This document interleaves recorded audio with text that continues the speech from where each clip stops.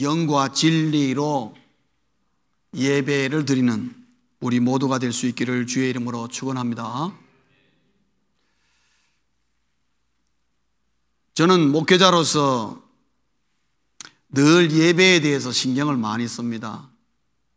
매주일 아침마다 여러분들보다 좀 일찍 옵니다. 기도할 때마다 하나님, 우리가 어떤 예배를 하나님께 올려야 정말 하나님이 기쁘게 받으시고 하나님이 영광을 받으시는 그런 예배를 드릴 수 있겠습니까? 지혜를 주옵소서 기도합니다. 사랑하는 성도님 여러분, 오늘 여러분 예배 가운데 있습니다. 오늘 여러분은 교회에 오셔서 본당에 들어오셔서 기도하시면서 하나님께 뭐라고 기도를 드렸습니까? 혹시 여러분 가운데에 기도하면서 하나님, 오늘 내가 드리는 예배를 통하여서 하나님의 영광, 하나님께서 영광 받으시기를 원합니다, 그런 내용의 기도를 꼭 드릴 수 있기를 바랍니다. 사랑하는 성도님 여러분, 지금 우리가 예배를 드리고 있는데 이 시간에 우리 예배를 하나님께서 과연 기쁘게 받으실까요? 여러분 어떻게 생각하십니까? 오늘 이 예배 가운데에 하나님이 우리의 예배를 기쁘게 받으시고 이 자리에 성령의 임재가 있는 그런 예배 가운데에 있다고 여러분 생각하시는지요?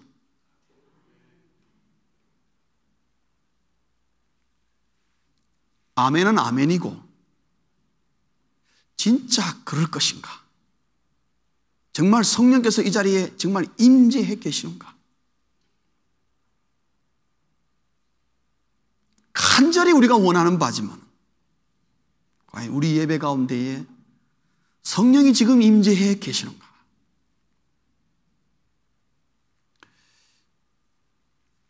이런 것들을 저는 질문을 많이 하는 편입니다. 그래서 어떻게 하면은 우리 써니사이드 공동체 안에 드리는 예배가 주일 예배뿐만 아니라 금요 찬양 집회나 매일 드리는 새벽 기도회나 어떻게 하면은 하나님이 기쁘게 받으시고 영광 거두시며 예배 드릴 때마다 성령의 임재가 있는 예배를 어떻게 하면 드릴 수 있을까? 그것이 무슨 예배든지 간에, 심지어 여러분이 아침에 하나님과 큐티하는 그 시간에도 하나님이 기쁘게 받으시고 그 자리에 성령이 임재하는 그런 예배, 저는 간절히 소망합니다.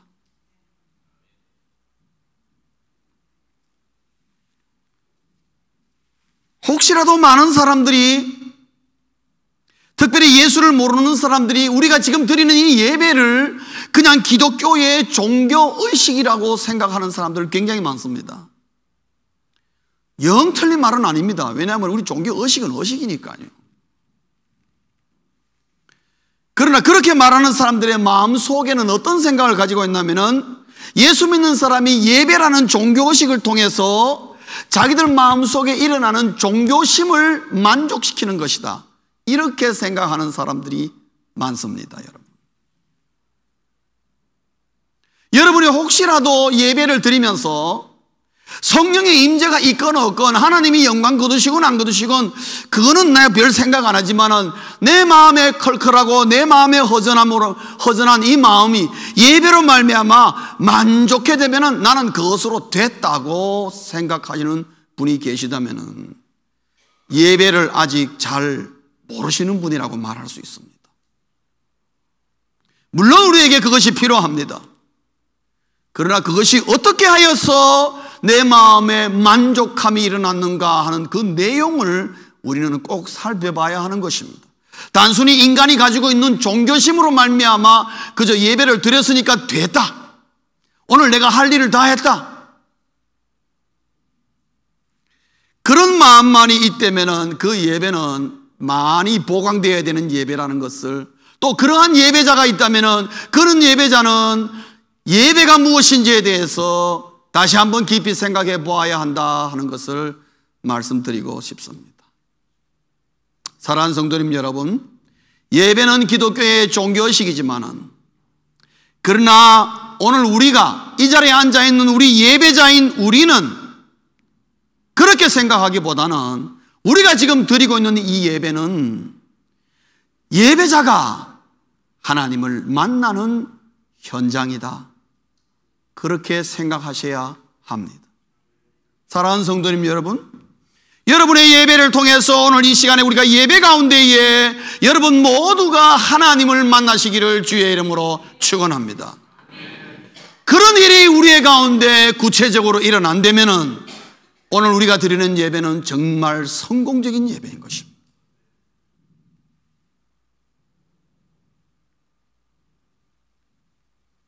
그러나 내가 예배를 드리면서 내가 하나님을 만나길 원한다고 해서 그렇게 하나님을 만나는 현장으로 되느냐? 그 생각만큼 간단하지는 않습니다. 왜 그러냐면은 정말 예배 가운데에 하나님을 만나는 것은 내가 하나님 만나겠다고 내가 움직인다고 해서 되는 문제가 아니기 때문에 그렇습니다. 물론 나의 준비와 나의 애씀과 간절함이 중요한 요소로 작용할 수 있겠지만은 그러나 그렇다고 해서 하나님이 내 예배를 받으시고 하나님이 나를 만나 주시느냐 하는 것은 그거는 다른 문제인 것입니다. 왜 그러느냐?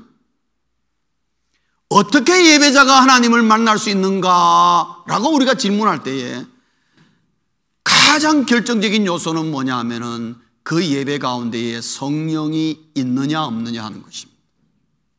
즉 우리 예배하는 우리가 하나님을 만날 때에 가장 그 만남의 중개자로 하나님을 만나도록 가장 결정적인 역할을 하신 분이 누구냐?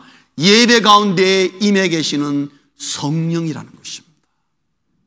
그렇기 때문에 성령의 임재가 없이는 우리는 하나님을 예배할 수가 없습니다. 다시 한번 말씀드릴까요? 성령의 임재가 없이 하나님을 예배할 수 없다는 것입니다. 오늘 여러분 이거 하나만 확실하게 아시면 될 것 같습니다. 내가 언제 어디서 무슨 예배를 드리든지 간에 그 예배 가운데에 성령이 함께하지 않으면 나는 지금 드리는 예배에 문제가 있다고 생각해야 됩니다. 무엇이 문제일까를 생각해야 되는 것입니다. 왜냐하면 성령이 없는 예배는 형식에 불과한 것이고 사람의 모인 하나의 집회에 불과할 수가 있기 때문에 그렇습니다. 사랑하는 성도님 여러분, 예배 전에 오셔서 기도할 때에 꼭 기도해 주십시오. 오늘 우리가 써니사이드 공동체가 드리는 이 예배 가운데 1부 예배, 2부 예배 가운데에 반드시 성령의 이 자리에 함께해 주시사 우리가 하나님을 만나게 하옵소서 꼭 기도해 주시기를 부탁드립니다. 왜냐? 아무리 예배자가 하나님을 만나려고 갈망을 해도 그 성령이 안 계시면 우리는 하나님을 만날 수가 없기 때문에 그렇습니다. 왜 그렇습니까? 성령은 이 우리가 드리는 예배 가운데에 임하셔서 그 예배를 통해서 예배자가 하나님을 만날 수 있도록 변화시키시는 분이시기 때문에 그렇습니다.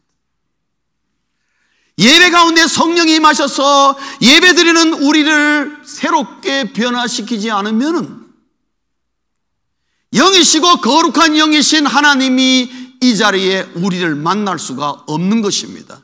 왜요? 우리의 허물과 우리의 부족과 우리의 더러움 때문에 그렇습니다. 우리는 어쩔 수 없는 인간입니다. 일주일 동안에 우리가 무슨 일을 하다 왔는지 하나님은 다 아시지만은 그러나 우리는 모를 때가 있습니다, 여러분. 그래서 하나님 앞에 온전한 예배자로서 하나님을 만날 수 있도록 성령은 예배 가운데에 예배 드리는 우리 한 사람 한 사람을 새롭게 변화시켜서 하나님을 만날 수 있도록 중개자의 역할을 하시는 분이 성령이라는 것입니다. 그렇기 때문에 성령이 없이는 하나님을 제대로 예배할 수가 없는 것입니다. 그러면 성령은 예배를 통해서 예배자의 무엇을 변화시키는 것인가? 세 가지 면의 변화를 일으키십니다. 첫째는 예배자가 누구인지를 일깨워 주십니다. 예배자가 누구인지를 일깨워 주십니다. 여러분, 로마서 8장 15절 16절 말씀 한번 우리가 보겠습니다. 여러분 스크린에 나옵니까? 예. 우리가 로마서 8장 15절 16절 여러분 스크린을 보시고 우리 다 함께 합독하시겠습니다. 시작. 너희는 다시 무서워하는 종의 영을 받지 아니하고 양자의 영을 받았으므로 우리가 아빠 아버지라고 부르짖느니라.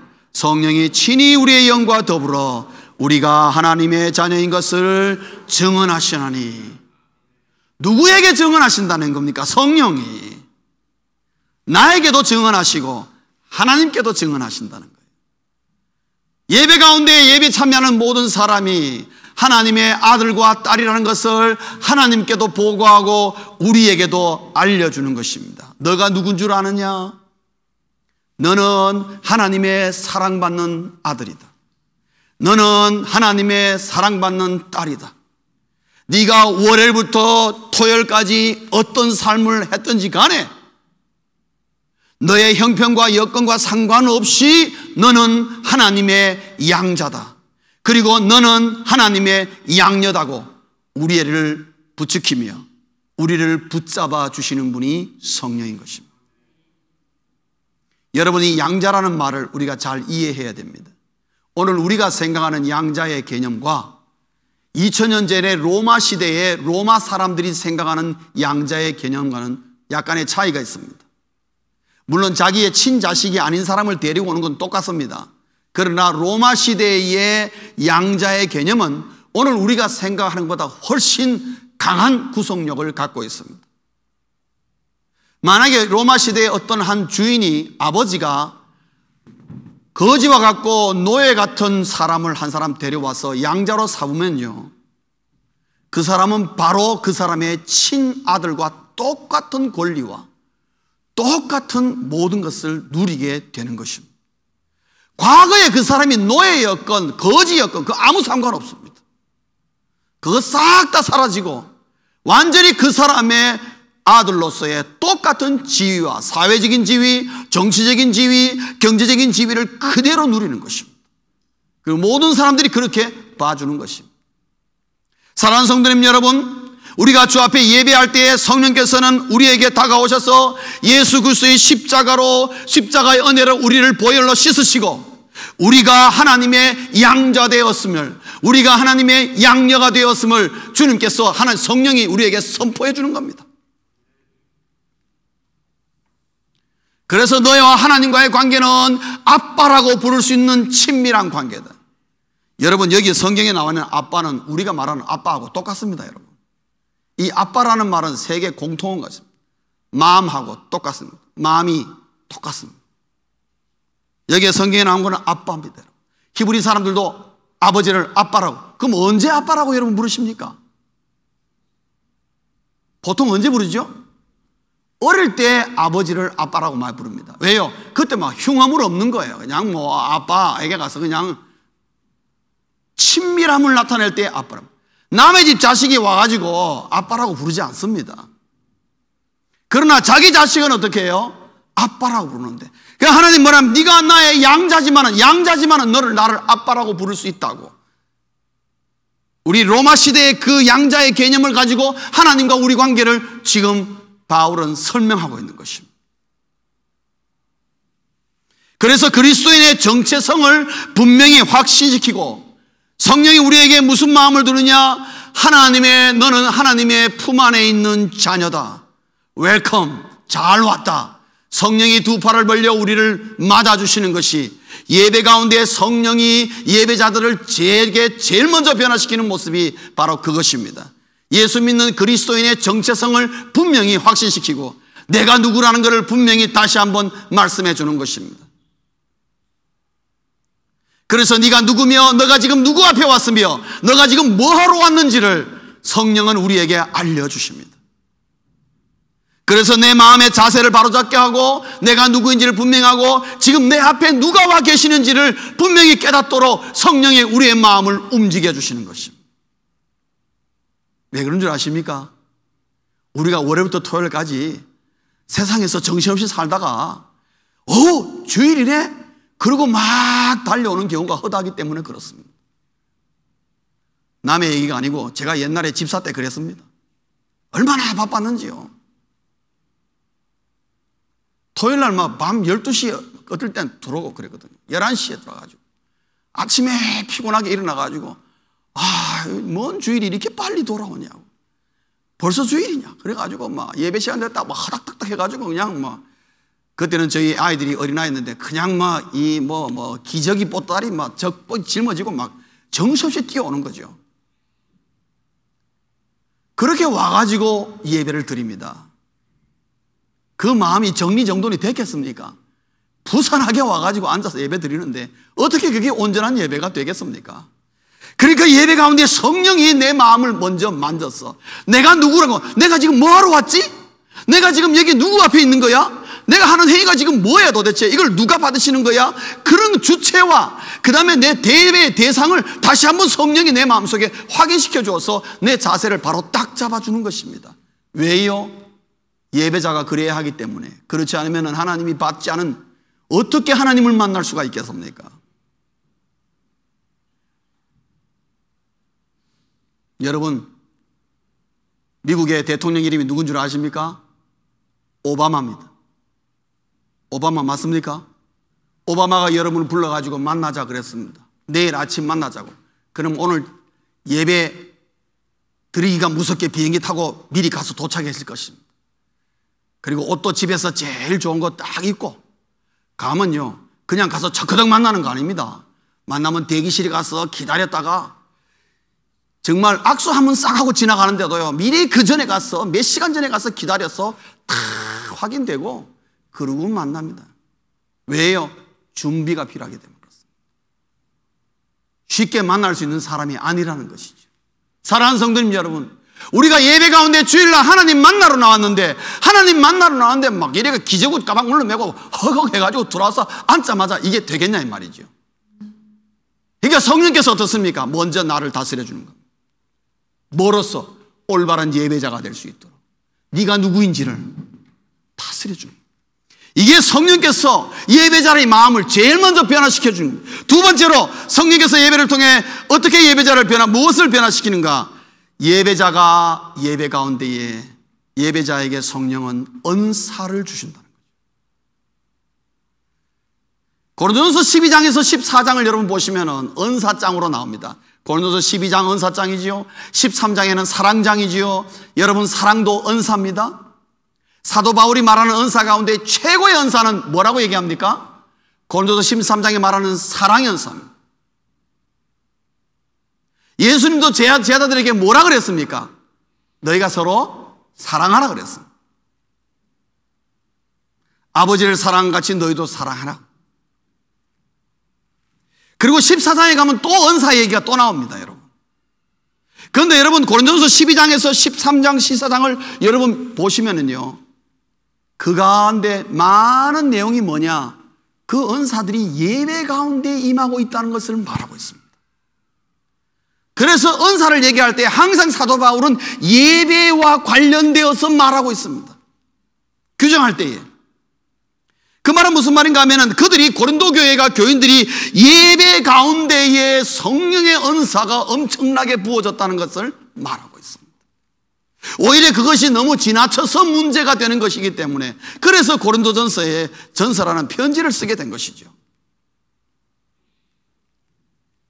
사랑하는 성도님 여러분, 성령은 예배를 통해서 예배자를 변화시키는데 어떻게 변화시키느냐? 성령이 임재하시면서 성령이 이곳에 임재했던 것들을 강력하게 나타내는데 뭘로 나타내느냐? 은사들로 나타날 때가 많다 이 말이죠. 그래서 고린도전서 12장 7절에 보면은 성령의 나타나심이 이러하다 하면서 은사들 얘기를 쫙 하고 있습니다. 성령의 은사란 말은 다른 말로 하면은 은사가 밖으로 표현되어서 나타나지는 것, 그것이 뭐냐? 은사라는 거죠. 성령이 밖으로 표현되어지는 것, 은사라는 거죠. 그래서 예배 가운데에 성령은 무슨 일을 하느냐? 예배 가운데 예배자의 온 회중들의 영을 열어주고 그 다음에 성령께서 우리의 영들과 마음들을 타치해 주시는 것입니다. 그때 육신의 질병이 떠나가고 그 다음에 회개의 역사가 일어나고 그 다음에 영의 기도가 나타나고 하나님의 신령한 성령의 나타나심이 여러 은사들로 예배 가운데 나타나요.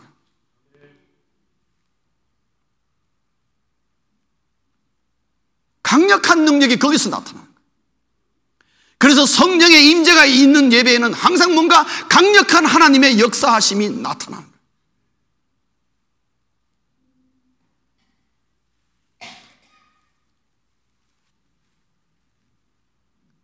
저는 가끔 이런 예배를 참여해 본 적이 있습니다.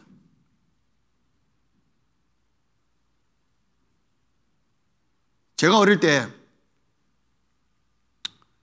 냉천동에서 잠시 서울 냉천동에 좀 있었어요.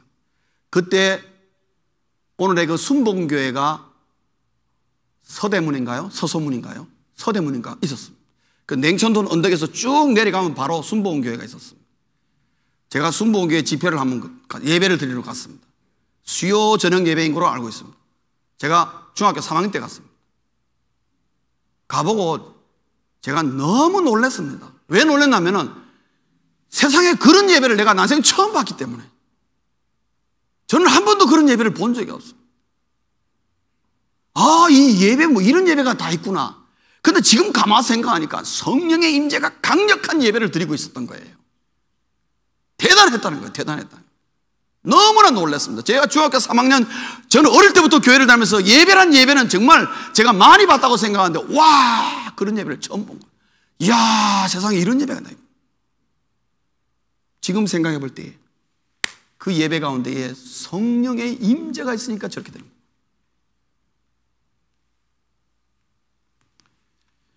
오늘 우리 예배자로서의 우리가 안고 있는 숙제 가운데 하나가 뭐냐? 저 역시 많은 숙제를 안고 있고 왜 이럴까 하는 숙제가 뭐냐면은 왜 우리는 예배를 드릴 때에 오늘날 수많은 교회에서 예배를 정성껏 드리고 예배의 순서가 얼마나 정갈하고 예배에 나오는 모으는 담당자들이 얼마나 많은 준비와 정성을 다해 예배 드리는데 왜 우리가 드리는 예배에는 이런 성령의 강력한 은사들이 왜 안 일어날까?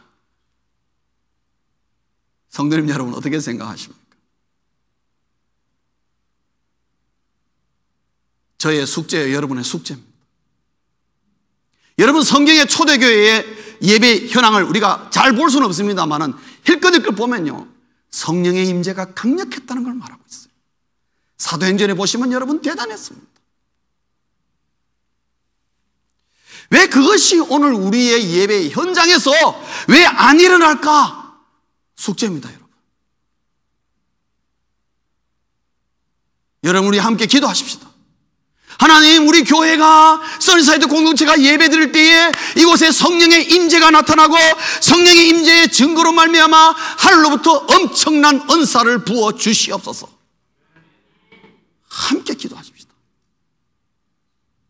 그것이 진짜 예배니까.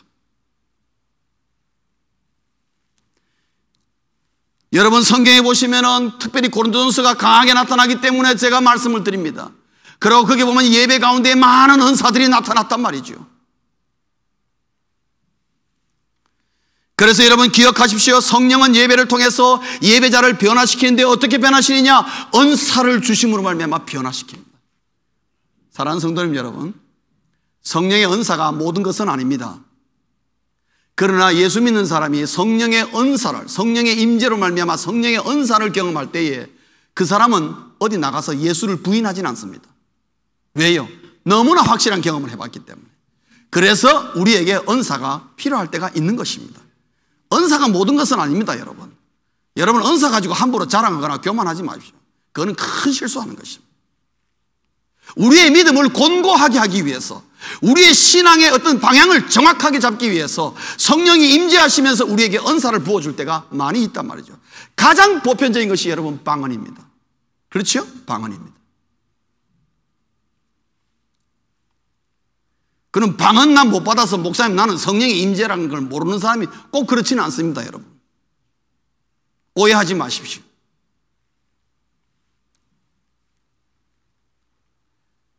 어쨌든 간에 성령은 예배를 통해서 예배자들에게 성령의 임재의 증거로 은사를 부어주신단 말이죠.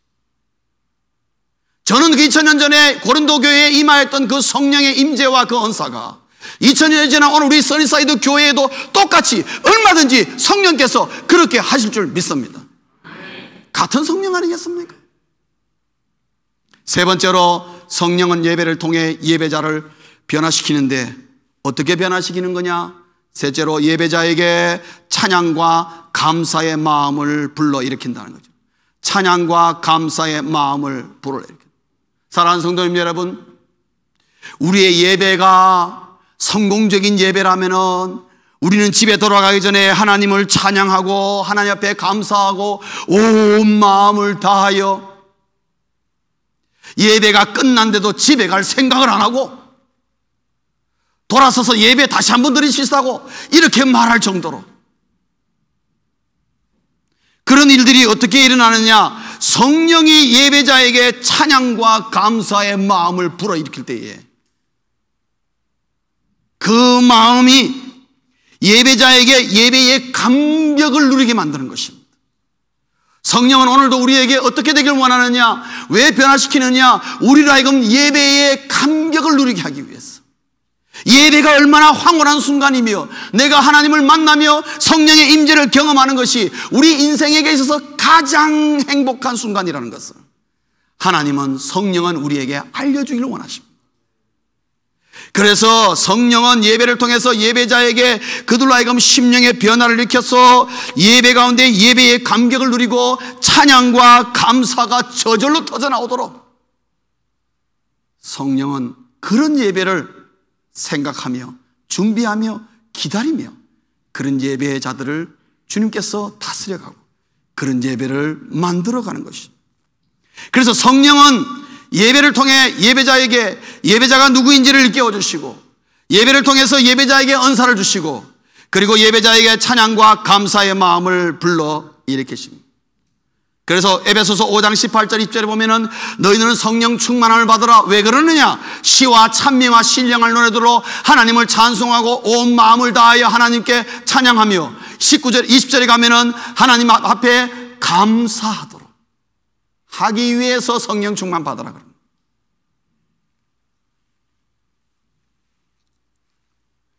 그래서 예배자로 하여금 내가 내 인생이 하나님 안에서 가장 행복하며 예배는 내가 하나님께 드리는 것만 생각하는데 내가 하나님께 신령과 진정으로 예배할 때에 하나님이 나에게 주시는 어마어마한 축복과 놀라운 은혜와 은사와 놀라운 성령의 역사가 있다는 것을, 그것을 경험하면서 예배자가 궁극적으로 이 예배는 하나님을 위한 것보다도 나를 위하여 하나님이 나에게 나아라고 계시는구나, 나를 위하여서 나에게 예배하라 그러시는구나 라고 깨닫도록 성령은 오늘도 부단히 예배 가운데 역사하고 계신다는 것입니다. 사랑하는 성도님 여러분, 우리는 어떤 예배를 기대해야 하겠습니까? 초대교회 예배와 오늘 우리가 드리는 예배에는 분명히 차이점이 있을 것입니다. 예배의 순서도 서로 다를 것이고 찬양도 뭐 다를 것이고 여러 가지 환경과 여건들이 다 다를 것입니다. 전혀 다른 스타일의 예배를 드렸을 것입니다. 그게 그렇게 중요한 건 아닙니다. 그러나 초대교회의 예배와 오늘날의 예배와 똑같은 공통점은 하나 있습니다. 그건 뭐냐? 예배 가운데에 성령이 임재한다는 것은 똑같은 것입니다. 2000년 전이나 지금이나 똑같다. 그러면 오늘 우리가 성령의 임재를 위해서 어떤 예배를 드려야 되느냐? 우리 예배자 입장으로서 성령의 임재가 없다는 것은 상상할 수도 없는데 우리가 예배를 드릴 때마다 성령의 임재를 경험하기 위하여 과연 내가 할 수 있는 것은 무엇인가? 상당히 제한되어 있습니다. 왜냐하면 예배는 성령께서 주도하시기 때문에. 그러나 나 자신의 준비도 중요할 때가 있습니다. 내가 할 수 있는 건 내가 해야 된다 이 말이죠. 그런 면에서 성령의 임재가 있는 예배를 위해서 내가 할 수 있는 몇 가지를 여러분에게 말씀을 드리고 싶습니다. 그 중에 첫째는 예배를 준비하라는 겁니다. 예배를 준비하라는 겁니다. 여러분, 준비가 없는 예배는 그러실 때가 많습니다. 예배를 준비함에 있어서 우리 신앙의 믿음의 선조들이 옛날에 정말 예배 준비하는 만큼은 정말 잘했습니다. 그 중에 제가 여러분들에게 추천하고 싶은 것은 뭐냐면은 토요일을 잘 활용해야 됩니다. 토요일 날부터 예배 준비가 이루어져야 됩니다. 왜냐? 토요일 날 저녁에 잠을 제대로 못 주무시면은 주일날 피곤한 몸으로 예배하러 나옵니다. 우리는 육신의 몸을 입었기 때문에 어쩔 수 없습니다. 육신의 한계를 제약을 받는단 말이죠. 그 몸이 피곤한 상태에서 주일날 예배 시간 나오면은 졸겠습니까? 안 졸겠습니까? 내가 원하진 않지만 졸게 되는 거죠. 그걸 최대한 피하기 위해서는 토요일 날 어떻게 해요? 가장 가능한 한 잠을 푹 자고 나오는 것이 굉장히 중요하다. 물론 사람마다 여건과 환경이 다르겠지만, 그리고 예배자는 예배를 준비할 때 마음이 참 중요합니다. 어떤 마음으로 주 앞에 나오는 것인지 한 번쯤은 생각하고 나와야 됩니다. 오늘 예배에서 내가 기대하는 것이 무엇인가? 세 번째, 예배를 준비하는데 하나는 예배 준비하는 자세가 굉장히 중요합니다. 제가 여러분들, 성도님 여러분에게 권고합니다. 예배 시간에 다리 꼬지 말기를 바랍니다. 여러분, 예배 시간에 껌 씹지 마십시오. 그거는 하나님 앞에 예의를 지키는 게 아닙니다. 우리가 내보다 높은 사람이나 아까 얘기했지만 오바마 대통령 만나러 갔는데 여러분 껌짝짝 씹고 앉아있는 사람 봤습니까? 없습니다, 여러분. 복장도 그렇게 아무데나 막 집에서 입는 식으로 해가지고 반바지에다가 티셔츠에다가 그냥 시립박 끌고 그렇게 오바마한테 만나러 가지 않습니다. 어떤 사람도. 옷에 신경을 쓴단 말이에요. 여러분, 옷 제가 잘 입으라는 건 아닙니다. 그러나 옷을 단정하게 입어요. 적어도 뭔가 모르게 하나님 앞에 내가 하나님을 존경하고 하나님을 경외한다는 것을 내 마음도 표현하지만 내 육신도 표현하고 심지어 내 옷차림까지도 하나님 앞에 표현할 줄 알아야 되는 거예요.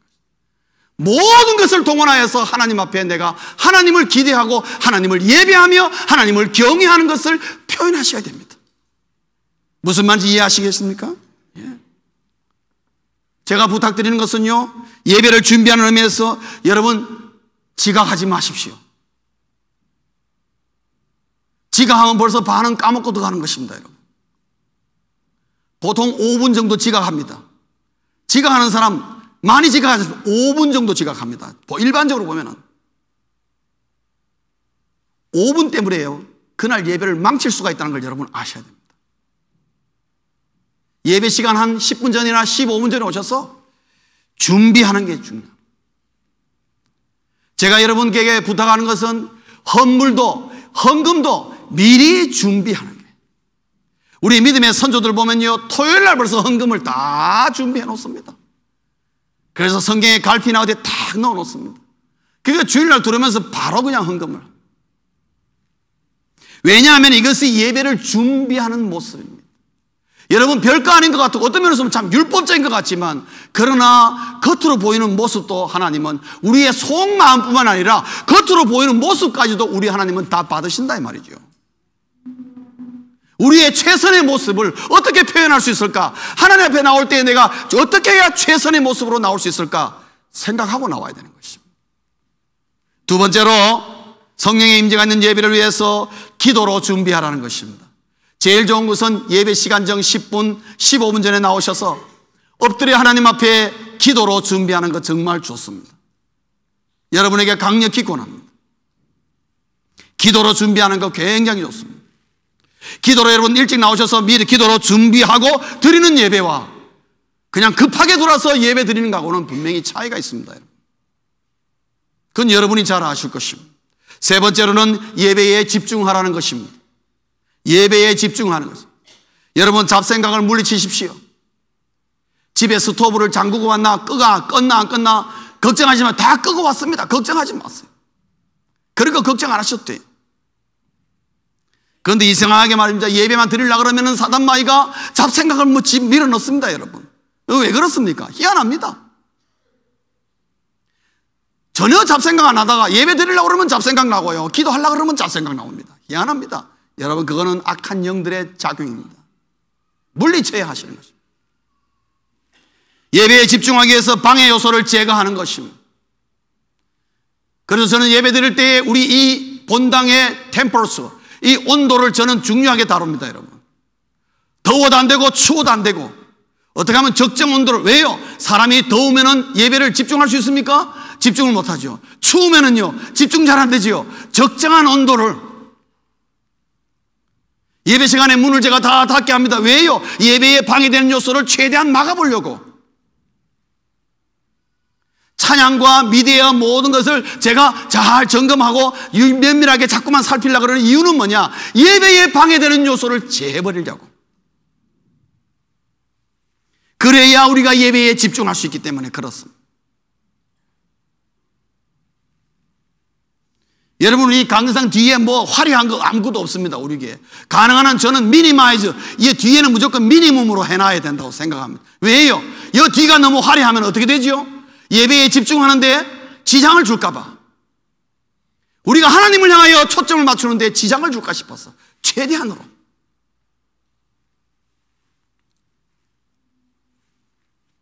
저 자신도 예배하러 나올 때에 꼭 거울을 보고 나옵니다. 혹시 머리가 이상하게 되지 않았나? 이게 뭐 넥타이가 제대로 맺었나? 잠깐만, 왜 그런 줄 아십니까? 여러분에게 제가 잘 보이려고 그러는 게 아니고 여러분이 혹시 예배를 드리는데 집중을 방해할까 싶었어. 왜냐하면요, 제가 어쩌지 앞에 왔다 갔다 하니까. 그래서 그러는 것입니다. 왜? 포커스는 뭐냐? 예배에 집중하라는 거죠. 어떻게든지 예배에 집중. 네 번째로, 성령의 임재가 있는 예배를 위해서 마음을 열어라는 것입니다. 여러분, 예배자는 마음을, 순전한 마음을 가지는 게 중요합니다. 하나님을 위하여 내 마음을 확 열어놔야 돼요. 그럴 때 성령이 내 마음대로 내 마음을 만지시고 치료하시고 회복하시고 새로운 힘과 새로운 능력과 새로운 은사를 주시는 것입니다. 마지막으로 다섯 번째는 주시는 대로 받아라는 것입니다. 여러분, 예배 가운데 성령께서 나에게 말씀하시고 성령께서 나에게 지혜를 주시고 성령이 나에게 감동 주시고 아까 선교사님 보고하는 대로 예배 가운데 기도하는 가운데 내 마음이 뜨거워질 때에 그걸 그대로 아멘으로 받으시라는 겁니다. 그게 예배에 대한 적극적인 태도인 것입니다. 여러분, 성령의 임재라는 것은 우리의 너무나 다양하여서 오늘날 수많은 현대 신학자들이 성령의 역사를 정리를 할 수가 없을 정도로 성령은 다양하게 역사한단 말이죠. 특별히 예배 가운데. 그렇기 때문에 예배 가운데에 하나님이 나에게 주시는 말씀이요, 하나님이 나에게 주시는 어떤 응답이요, 하나님이 나에게 주시는 어떤 여러 가지 현상은 그냥 아멘으로 받으시라 이 말입니다. 그걸 물리치지 말라 이거죠. 성령의 임재가 있는 예배를 위해서 우리가 할 수 있는 것은 예배를 준비하고 기도로 준비하고 예배에 집중하고 마음을 열고 주시는 대로 받는 것, 이거 우리가 할 수 있습니다. 그 나머지는 성령께 달리는 것입니다. 말씀을 맺겠습니다. 성령은 예배를 변화시키는 위대한 트랜스포머입니다. 성령은 오늘 우리가 드리는 예배를 얼마든지 변화시킬 수가 있습니다. 그렇기 때문에 예배 때마다 사랑하는 성도님 여러분, 성령을 간구하고 성령을 사모하시기 바랍니다. 왜냐하면 예배의 실패는 신앙생활의 실패로 연결될 수 있기 때문에 그렇습니다. 예배 한 번이 나에게 엄청난 인생의 변화를 가지고 올 수가 있기 때문에 그렇습니다. 그러나 예배를 한번 잘못 드림으로 말미암아 내가 막을 수 있었고 내가 예배할 수 있었고 하나님이 주시는 놀라운 은혜를 놓침으로 말미암아 영적으로 큰 손실을 입을 수도 있기 때문에 그렇습니다. 여러분 기억하십시오. 여러분들이 예배하는 순간마다 한 사람 한 사람에게 성령이 뭔가 말씀하시길 원하며 성령은 뭔가 오늘도 나에게 주시길 원하시고 나에게 뭔가 하나님을 주 성령은 나를 뭔가 변화시키길 원하고 계시다는 사실을 아셔야 됩니다. 오늘 예배 나는 아닌 것 같아요. 성령은 결코 예배를 두지 않습니다. 예배의 성공이 모든 것의 성공입니다. 그렇기 때문에 사랑하는 성도님 여러분, 우리는 예배의 감격을 알아야 합니다. 예배의 감격을 알아야 합니다. 성령을 모르면 예배의 감격이 없고 예배를 모르면 신앙이 뭔지도 잘 모르는 거나 똑같습니다. 우리는 예배를 습관적으로 드리지 않기를 바랍니다. 예배 드릴 때마다 뭔가 새로워지고 뭔가 새롭고 뭔가 신령한 것은 어디서 오느냐? 나에게서 오는 게 아니고 성령이 임재할 때 나타나는 것이죠. 우리가 예배를 드려도 이런 예배를 드리게 될 것입니다. 성령으로 변화를 받아서 예배 때마다 새로워지며, 예배 때마다 새로운 은혜, 예배 때마다 새로운 감격, 예배 때마다 새로운 영광을 올리는 우리 모두 될 수 있기를 주의 이름으로 축원합니다. 기도하시겠습니다.